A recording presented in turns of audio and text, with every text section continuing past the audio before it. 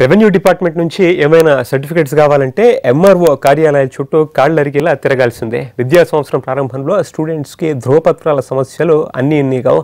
ఇటువంటి సమస్యలు ఇక ముందు లేకుండా చేసేందుకు ఏపీ ప్రభుత్వం చర్యలు తీసుకుంటోంది. సర్టిఫికేట్ల జారీపై కొన్ని కొత్త నిబంధనల్ని జారీ చేసింది.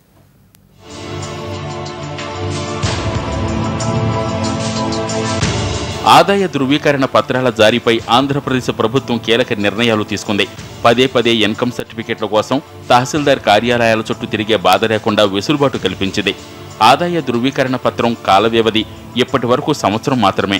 అయితే ఇకపై ఆంధ్రప్రదేశ్లో ఒక్కసారి జారీ చేసిన ఇన్కమ్ సర్టిఫికేట్ 4 ఏళ్ల పాటు చెల్లుబాటు అవుతుంది. 4 ఏళ్ల వ్యవధిలో ఎప్పుడు అవసరమైనా అదే సర్టిఫికేట్ను జత చేయొచ్చు.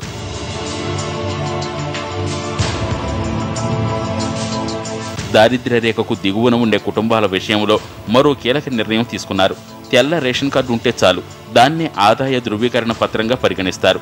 తెల్ల రేషన్ కార్డు ఉన్న విద్యార్థుల నుంచి ఏ ప్రభుత్వ విభాగం ఇకపై ఆదాయ ధృవీకరణ పత్రాన్ని డిమాండ్ చేయదు.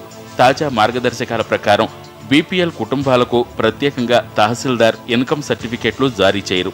దారిద్ర్య రేఖకు ఎగువన ఉన్న కుటుంబాలకు ఒక్కసారి మాత్రమే ఇన్కమ్ సర్టిఫికేట్ జారీ చేస్తారు. దాన్ని రెన్యువల్ చేయరు.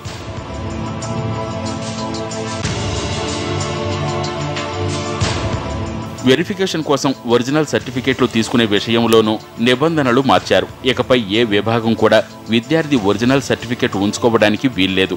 స్పాట్ వెరిఫికేషన్ తర్వాత సర్టిఫికేట్స్ విద్యార్థికి వెంటనే తిరిగి చేయాలి.